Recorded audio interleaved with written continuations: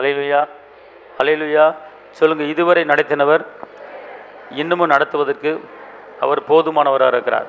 சொல்லுங்கள், நான் அசைக்கப்படுவதில்லை, நான் தேவனால் மறக்கப்படுவதில்லை. சொல்லுங்கள், என் தேவன் தம்முடைய மகிமையின் ஐஸ்வர்யத்தின்படி என் குறை எல்லாவற்றையும் கிறிஸ்து இயேசுவுக்குள் மகிமையில் நிறைவாக்குவார். ஆமேன். இந்த உலகத்தில் இருப்பவனை காட்டிலும் எனக்குள்ள இருக்கிறவர் அவர் பெரியவர்.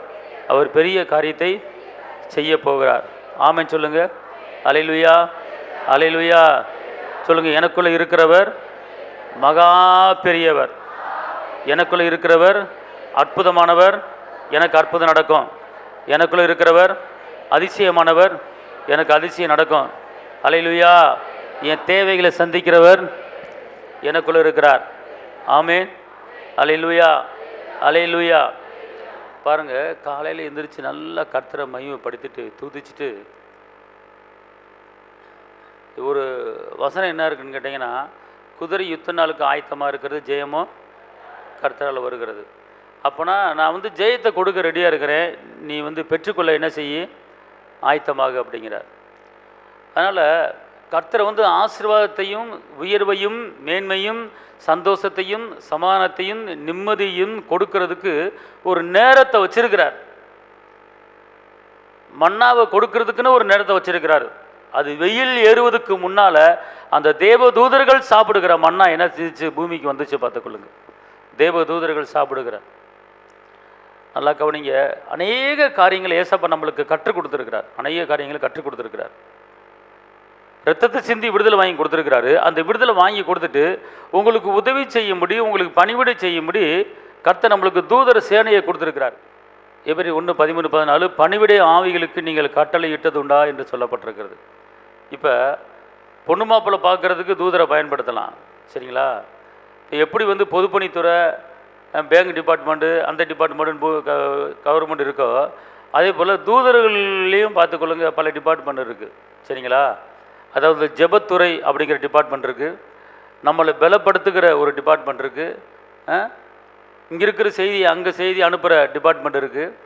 இப்படி பல தூதர்கள் என்ன செய்கிறாங்க இருக்கிறாங்க. நம்முடைய பாதம் கல்லில் இடாதபடிக்கு தூதர்களுக்கு கட்டளையிடுகிறவர்.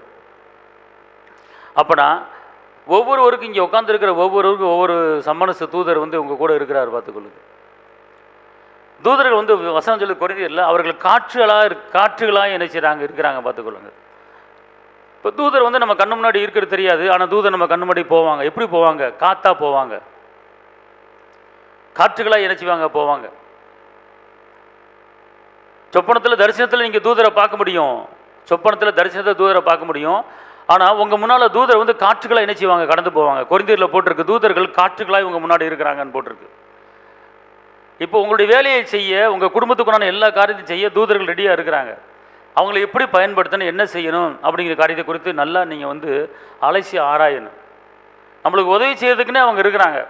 நம்ம யாரும் தூதர்களை கண்டுக்கிறது கிடையாது, தூதர்களை கமாண்ட் பண்ணுறது கிடையாது, கட்டல் கொடுக்கறது கிடையாது. அதை நீங்கள் செய்யணும். நீங்கள் அதுக்குண்டான வேலையை என்ன செய்யணும், நீங்கள் செய்யணும் பார்த்துக்கொள்ளுங்க. அதாவது ஜெபத்துறை ஒரு டிபார்ட்மெண்ட்டுக்கு ஒவ்வொரு தூதர்கள் இருக்கிறாங்க பார்த்துக்கொள்ளுங்க. நம்மளுக்கு பணிவிடை செய்கிறதுக்கு, பொண்ணு பார்க்குறதுக்கு ஒரு டிபார்ட்மெண்ட் இருக்கிறாங்க. இங்கே இருக்கிற செய்தி அங்கே செய்தி டிபார்ட்மெண்ட், நீதித்துறை அப்படிங்கிற ஒரு டிபார்ட்மெண்ட் இருக்கிறாங்க, யுத்தம் பண்ணுறதுக்கு ஒரு டிபார்ட்மெண்ட் இருக்கிறாங்க. இப்படி பல டிபார்ட்மெண்ட் தூதர் இருக்கிறாங்க. ஆனால் அவங்க நம்மளுக்கு உதவி செய்கிறதுக்கு ரெடியாக இருக்கிறாங்க. நம்ம அவங்கள ஒன்றுமே வேலை வாங்குறது கிடையாது. தூதர்களை ஒவ்வொருத்தருக்கும் ஒரு தூதர் பின்னாடி இருக்கிறாங்க. நம்ம அவங்கள ஒன்றுமே சொல்கிறது கிடையாது. அதை நீங்கள் வேலை வாங்கணும் பார்த்துக்கொள்ளுங்க. அவர்களை வேலை வாங்கணும். நம்ம அதை என்ன செய்கிறது கிடையாது, விசுவாசிக்கிறது கிடையாது, நம்புறது கிடையாது பார்த்துக்கொள்ளுங்க.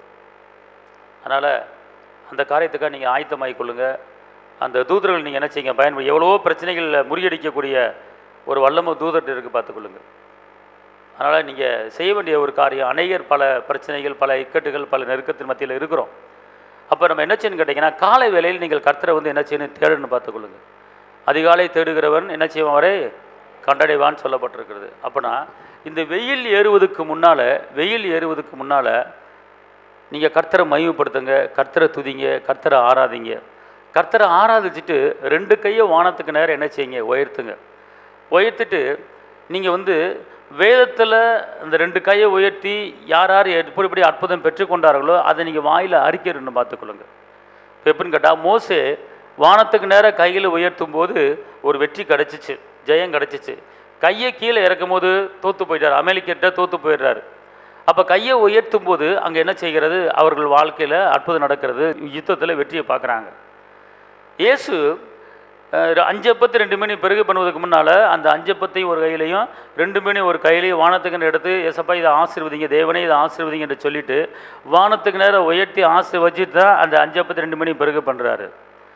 அதே மாதிரி 4 நாள் இறந்தங்க அந்த லாசருவை உயிரோடு எழுப்புவதற்கு முன்னால் அவர் வானத்துக்கு நேரம் கண்களை ஏறெடுக்கிறாரு.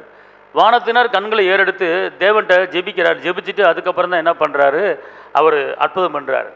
இன்றைக்கி ஒவ்வொரு குடும்பத்துக்கும் ஒவ்வொரு தேவைகள் இருக்கிறது, அற்புதம் இருக்கிறது. அதை பெற்றுக்கொள்வதற்குண்டான வழிமுறைகளே கர்த்தர் ஆவியானவர் கற்றுக் கொடுத்திருக்கிறார். கேட்கிற எவனும் பெற்றுக்கொள்வான்னு சொல்லியிருக்கிறாரு, தேடுகிற எவனும் கடனிவான்னு சொல்லியிருக்கிறாரு. என் வார்த்தை உங்கள்கிட்ட நிலைச்சிருந்தால் கேட்டுக்கொள்வது எது வேணாலும் உனக்கு கொடுக்கப்படும் சொல்லியிருக்கிறார். அப்படி என்றால் நம்ம எப்படி கேட்கணும், எந்த நேரத்தில் கேட்கணும் அப்படிங்கிறது இருக்குது. அந்தி சந்தி மத்தியான வேலை கேட்கலாம். மத்தியானம் ஜெபிக்கும் போது அக்கினி மூண்டதுன்னு சொல்லப்பட்டிருக்கு, வேதம் வாசிக்கும் போது அக்கினி மூண்டுன்னு சொல்லப்பட்டிருக்கு. எல்லாத்துலேயுமே ஒரு கவனமாக நம்ம செய்யணும், பார்த்துக்கொள்ளுங்க. இப்போ காலையில் ஒன்றும் இல்லை, நீங்கள் வெயில் ஏறுவதுக்கு முன்னால் ஒரு 3 ஸ்தோத்திர பாட்டை பாடுங்க, ஒரு 3 ஆராதனை பாட்டை பாடுங்க, 3 அபிஷேக பாட்டை பாடுங்க. இப்படி பாடிட்டு வானத்துக்கு நேரம் 2 கைகளை உயர்த்துங்க. கைகளை உயர்த்திட்டு என்ன செய்யணும்னு கேட்டிங்கன்னா, மோசே கையில் உயர்த்தின போது ஜெயம் கிடைத்தது, அதே வெற்றி எனக்கு இன்றைக்கி உண்டாவதாக.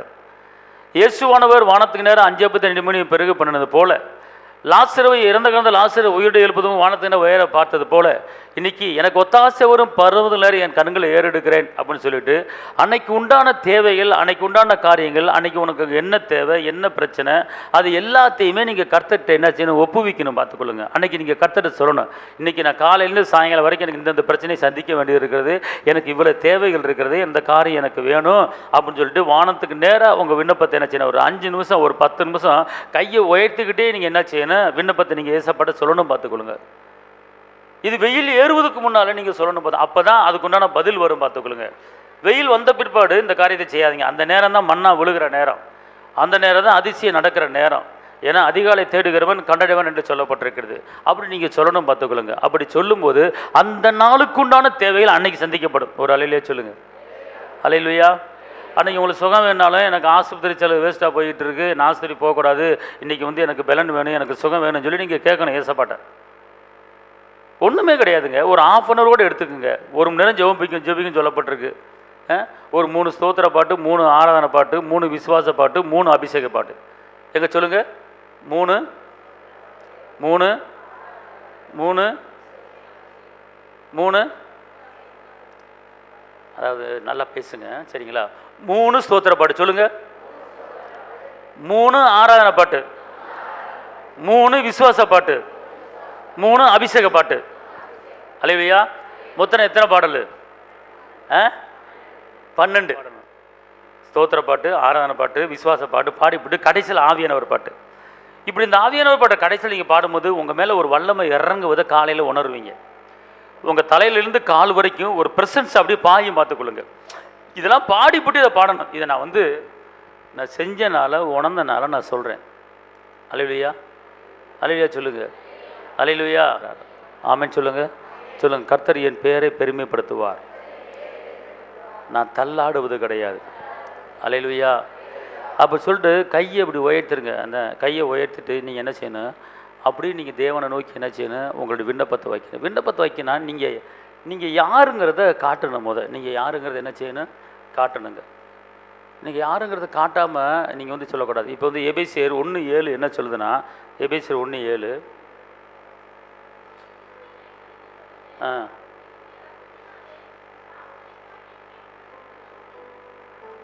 எல்லாம் சொல்லுங்க. இயேசுவினுடைய இயேசு சொல்லுங்க, அவருடைய கிருபையின் ஐஸ்வர்யத்தின்படி இயேசுவின் இரத்தத்தால் பாவமுடைய மீட்பு இயேசுவுக்குள் எனக்கு உண்டாயிருக்கிறது. இப்போ எப்படின்னு கேட்டிங்கன்னா, ஒரு காரியத்தை நீங்கள் தேவன்கிட்ட பெறுவதற்கு முன்பாக நீங்கள் யார் அப்படிங்கிறத நீங்கள் தேவன்கிட்ட சொல்லணும். நான் அதை என்ன பண்ணியிருக்கேன், நான் இயேசுவின் இரத்தத்தால் கழுவப்பட்டிருக்கிறேன், இயேசுவின் இரத்தத்தால் மீட்படைஞ்சிருக்கிறேன், இயேசுவின் இரத்தத்தால் விடுதலையாக இருக்கிறேன் அப்படிங்கிற காரியத்தை நீங்கள் என்ன செய்யணும், சொல்லணும். பார்த்துக்கொள்ளுங்க.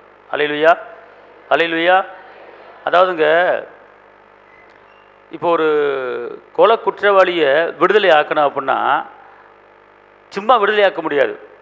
நீதிபதி சொல்கிறார் ஜட்ஜை பார்த்து, ஜட்ஜையா இந்த மனுஷன் நல்ல மனுஷன், நிறைய பேத்துக்கு உதவி செய்கிற மனுஷன், நிறைய பேத்துக்கு ஹெல்ப் பண்ணியிருக்கிறாரு. அதனால இந்த கொலைக்கேஸ்லேருந்து அவருக்கு நீங்கள் விடுதலை கொடுங்கயா. ஐயா இவரை வச்சு ஒரு 3 குடும்பம் வாழுது, அதனால இவருக்கு நீங்கள் விடுதலை கொடுங்கய்யா. ஐயா ஒரு 3 பொம்பளை பிள்ளை வச்சிருக்கிறாரு, அந்த பிள்ளைகளை கட்டி கொடுக்கணும், இவர் இல்லைன்னா அந்த பிள்ளைகளை கட்டி கொடுக்க முடியாது, அதனால கொஞ்சம் விடுதலை கொடுங்கய்யா.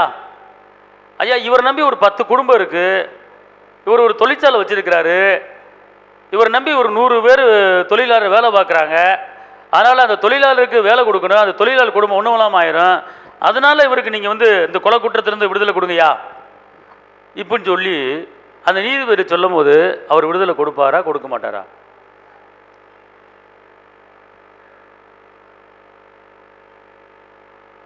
அவர் கொடுக்க மாட்டார்.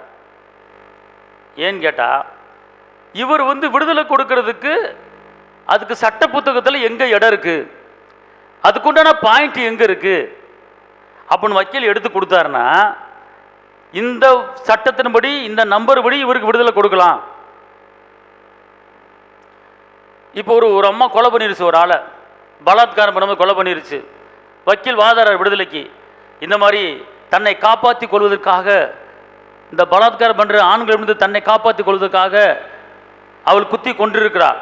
ஆனால் இப்படிப்பட்ட ஒரு சூழ்நிலையிலே தன்னை காப்பாற்றி கொள்வதற்காக இவள் குத்தி கொன்றபடியால் இந்த சட்டத்தின்படி இந்த அம்மாவுக்கு விடுதலை கொடுக்கலாம் அப்படின்னு சொல்லி வக்கீல் வாதாடினார்னா நீதிபதி பார்ப்பார், ஓ இதுலேருந்து காப்பாற்றிக்கிறது கொலை பண்ணலாம் சட்டத்தில் இடம் இருக்கா, அந்த பாயிண்ட் எங்கே இருக்குது அப்படின்னு தேடி கண்டுபிடிச்சி அந்த பாயிண்ட்டை எடுத்து கொடுத்தாருன்னா வக்கீல், நீதிபதி பார்ப்பார், ஓ இடம் இருக்கா, ரைட், அப்போ இந்த அம்மாவுக்கு என்ன செஞ்சிடலாம், விடுதலை விடுதலை கொடுத்துருவார்.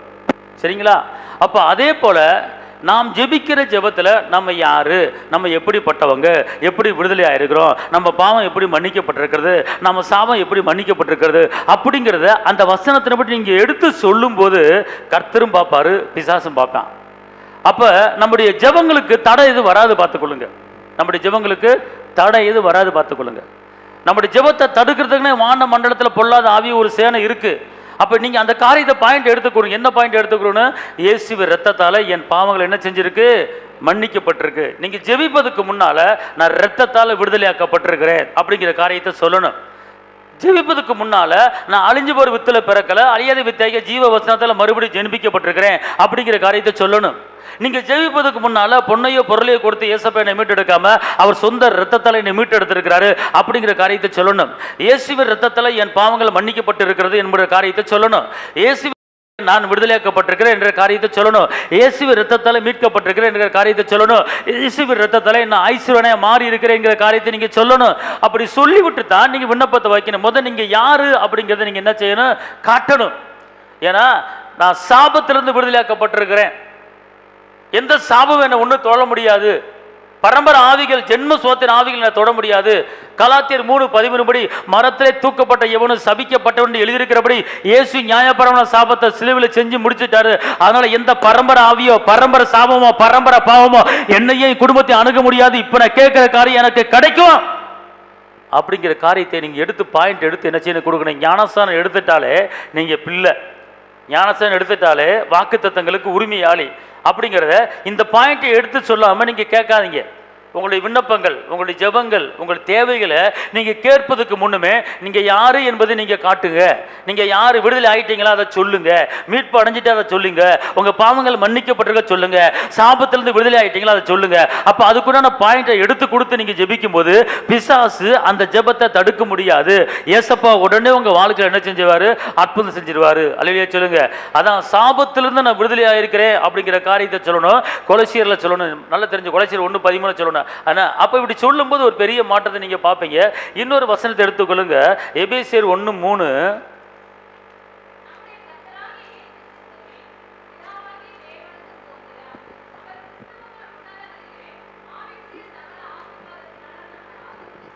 அல்லேலூயா. ஆசீர்வாதத்தை வாங்குறதுக்கு முன்னமே, ஜெபத்துக்கு பதில் கிடைக்கிறதுக்கு முன்னமே நான் ஆசீர்வாதத்தை பெற்றுக்கொள்ள நான் தகுதியானவன் என்பதை நீங்க காட்டணும். அல்லேலூயா சொல்லுங்க.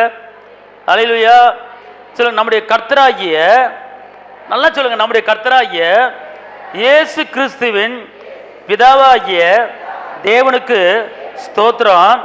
அவர் கிறிஸ்துவுக்குள் உன்னதங்களிலே ஆவிக்குரிய சகல ஆசீர்வாதத்தாலும் என்னை என்னை என்னை ஆசீர்வதித்திருக்கிறார். அப்ப சகல அப்படின்னு போட்டிருக்கு. எப்படி போட்டிருக்கு? சகல. அப்ப சகல ஆசீர்வாதம் அப்புறம் என்ன அர்த்தம் சொல்லுங்க? சகல. ஒரு ஆசீர்வாதம் இல்ல, ரெண்டு ஆசீர்வாதம் இல்ல, சகல. அல்லேலூயா சொல்லுங்க. அப்பனா இந்த வசனத்தை சொல்லி நீங்க ஜெபிக்கணும். அல்லேலூயா. அப்ப அன்பு, இரக்கம், தயவு, சமாதானம், வெற்றி, விடுதலை, ஞானம், ஜெயம், ஐஸ்வர்யம், எல்லா ஆசீர்வாதத்திலும் நான் இயேசுவின் நாமத்தில் என்ன செஞ்சிருக்கிறேன்? ஆசீர்வாதமா இருக்கிறேன். சகல அப்படின்னு சொல்லிட்டு விட்டுறாதீங்க.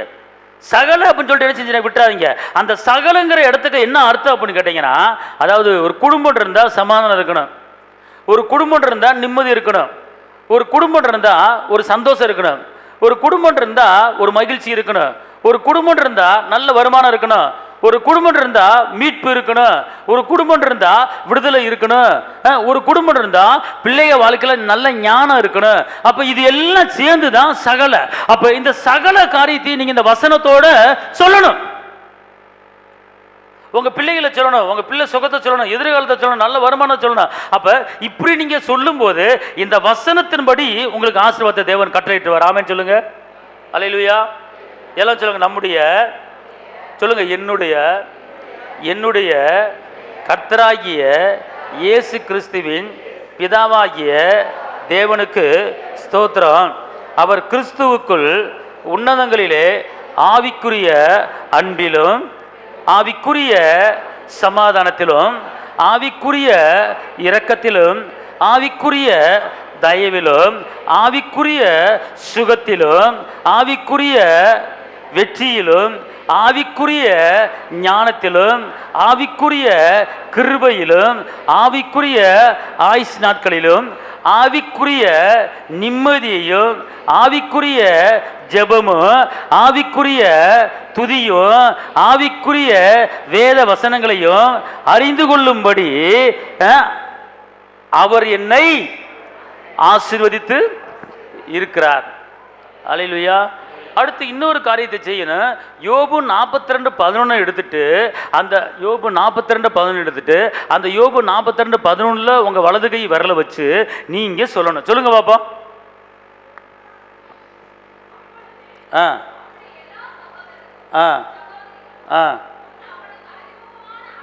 ஆ ஆ ஆ ஆ ஆ ஆ ஆ ஆ ஆ ஆ அடுத்து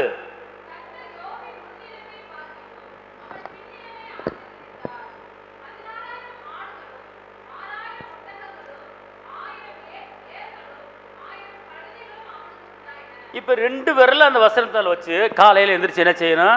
2 விரல் அந்த வசனத்தில் வச்சு தகப்பனே யோபு என்ன சொல்லுங்க. தகப்பனே யோபுக்கு இப்படிப்பட்ட வசனத்தின்படி இந்த வசனத்தில் சொன்னபடி யோபு ஆசீர்வதித்து ரெட்டிப்பாய் ஆசீர்வதித்து பெருக பண்ணது போல எனக்கும் ரெட்டிப்பான ஆசீர்வாதத்தை இன்னைக்கு தாங்க.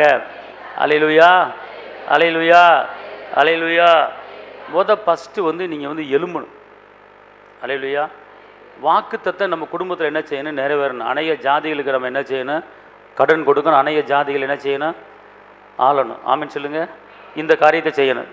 எல்லாமே நாளைக்கு செய்ய போறீங்க. நாளைக்கு சொல்லுங்க. அடுத்து ரோமர் 8:33 எடுங்க. ரோமர் 8:31.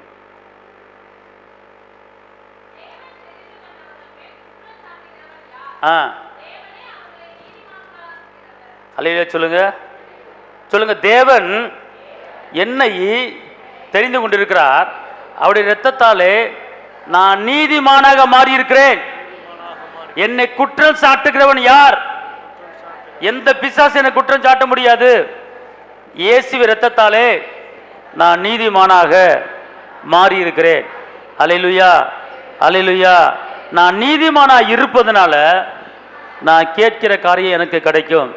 அல்லேலூயா. வசனத்தை நோட் பண்ணி கொள்ளுங்க. இப்படி சொல்லி கேட்கணும் நாளைக்கு. சரிங்களா? அடுத்து 2 கொரிந்தியர் 8:9. ஆ ஆ ஆ இப்போ கவனிங்க, இப்போ சொல்லுங்க எல்லாரும். என்னுடைய கர்த்தராகிய இயேசு கிறிஸ்துவின் கிருபையை அறிந்திருக்கிறேன். அவர் ஐஸ்வர்யம் உள்ளவராக இருந்தும் நான் அவருடைய தரித்திரத்தினாலே ஐஸ்வர்யவனாக மாறும்படி என்னால அவர் தரித்திரராய் மாறிட்டாரு. அல்லேலூயா. சொல்லுங்க, ஏன் தரித்திரத்தை அவர் வாங்கிட்டு அவர் ஐஸ்வர்யத்தை என்கிட்ட கொடுத்துட்டாரு. அல்லேலூயா. இந்த பணம் வாங்குறதுக்கு உண்டான ஒரு சீக்ரெட் ரகசியம் இந்த ஒரு வசனத்துக்குள்ள அடங்கியிருக்கு. பணம். அல்லேலூயா. பணம் உங்களுக்கு சந்திக்கப்பட வேண்டுமா? லட்சமாக சந்திக்கப்பட வேண்டுமா? அல்லேலூயா. நீங்கள் பாட்டு பைபிள் டக்குன்னு படிச்சுட்டு போயிடுறீங்க. இதில் எவ்வளோ ஒரு ரகசியம் அடங்கிருக்கு தெரியுமா? அந்த கிருபையை அறிஞ்சிருக்கிறீங்க அப்படின்னு படிச்சுட்டு விட்டுறீங்க. அந்த கிருபையோ அறியிற காரியத்தில் எவ்வளோ அடங்கியிருக்கு. எப்படி போட்டிருக்கு தெரியுமா? இங்கே இருங்களேன். அவர் ஐஸ்வர்யம் உள்ளவராக இருந்தும். இப்போ அவர் ஐஸ்வர்யவானா இல்லையா? ஏசப்பா ஐஸ்வர்யவானா இல்லையா? அவர் ஐஸ்வர்யவானா இருந்துட்டு அவர் என்ன பண்ணிட்டாரு? என்னுடைய தரித்திரத்தை அவர் வாங்கிட்டு என் ஐஸ்வர்யவானாக மாற்றியிருக்கிறாரு. அல்லேலூயா, அல்லேலூயா, அல்லேலூயா. சத்தமா சொல்லுங்க, அல்லேலூயா. இப்போ இந்த மாதிரி வசனத்தை சொல்லணும் நாளைக்கு ஜெபத்தில். முக்கியம் பணம். இதை நீங்கள் கேட்கணும், பார்த்துக்கொள்ளுங்க. இதை நீங்கள் கேட்கும்போது கண்டிப்பாக அது மாத்திரமல்ல, இன்னும் ஒரு காரியத்தை கேட்கணும். 2 Corinthians 2:14 இந்த வசனத்தில் நோட் பண்ணி வச்சுக்கொள்ளுங்க. நாளைக்கு ஜெபத்தில் தான் கேட்குறீங்க. 2 Corinthians 2:14.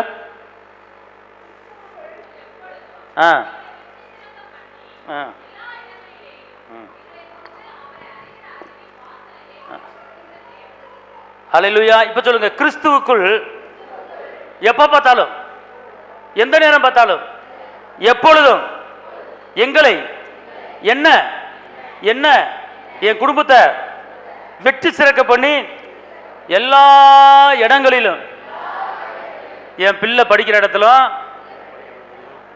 எங்கள் வீட்டில் வேலை பார்க்குற இடத்திலும், நான் தொழில் பண்ணுற இடத்திலும், நான் வியாபாரம் பண்ணுற இடத்திலும், நான் பிஸ்னஸ் பண்ணுற இடத்திலும் என்னை கொண்டு, அல்லேலூயா, அல்லேலூயா, சத்தம் சொல்லுங்க, அல்லேலூயா, அல்லேலூயா, என்னை கொண்டு அவர் அறிகிற அறிவின் வாசனையை வெளிப்படுத்துகிற தேவனுக்கு ஸ்தோத்திரம்.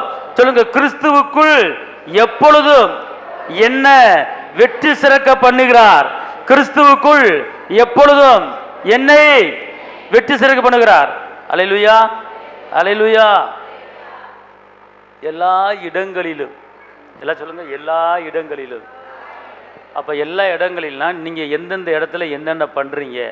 உங்கள் வீட்டுக்கார் வேலை பார்த்தாருன்னா அந்த இடத்த சொல்லணும். உங்கள் பிள்ளை படிக்க போகுதா அந்த இடத்த சொல்லணும். நீங்கள் ஒரு வியாபாரம் பண்ணுறீங்களா அந்த இடத்த சொல்லணும். இதெல்லாம் நான் சொல்கிற கடமைக்கு நான் சொல்லிட்டேங்க. அது செய்ய வேண்டிய வேலை உங்கள் வேலை. நீங்கள் செஞ்சுட்டா உங்கள் வாழ்க்கையில் ஒரு பெரிய நீங்கள் என்ன செய்யணும், அற்புதமாக இருக்கிறீங்க. ஆமென் சொல்லுங்கள், அல்லேலூயா. சத்தம் சொல்லுங்கள், அல்லேலூயா, அல்லேலூயா. சொல்லுங்கள், அவர் என்னோடு இருப்பதால் நான் அசைக்கப்படுவதில்லை. அல்லேலூயா, அல்லேலூயா. 2 Corinthians 12:9.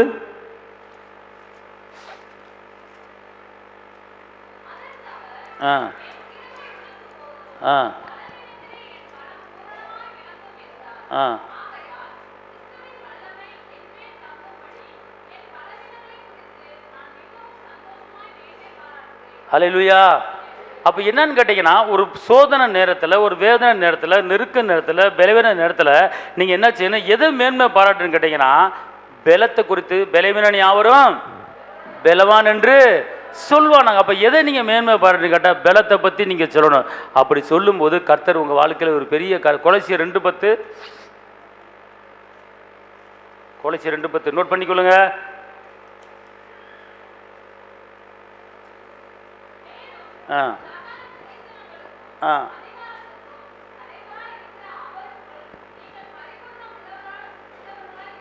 இப்போ நீங்கள் ஜெபத்தில் சொல்ல வேண்டிய முக்கியமான ஒரு காரியம் என்ன? நீங்கள் இருங்க, மேலும் சொல்லுங்க, மேலும் நான் சகல துரத்தினங்களுக்கும் அதிகாரத்துக்கும் தலைவராக இருக்கிற அவருக்குள் அவருக்குள்ள நான் பரிபூர்ணம் உள்ளவனா இருக்கிறேன். நல்ல ஃபயரா சொல்லுங்க. இங்க இருங்க. எப்படி தெரியுமா? சகல துரைத்தனங்களுக்கும் அதிகாரத்துக்கும் தலைவராக இருக்கிற அவருக்குள், இயேசுக்குள் நான் பரிபூர்ண உள்ளவனாய் இருக்கிறேன். அல்லேலூயா. அப்ப இந்த வசனத்துக்கு உண்டான அர்த்தம் என்னன்னு கேட்டீங்கன்னா, இன்னொரு இடத்துல இருக்கு. சகலமா இங்க. அப்ப அடுத்து கொலோசியர் 1:16 வாசிங்க. ஆ ஆ ஆ ம் ஆ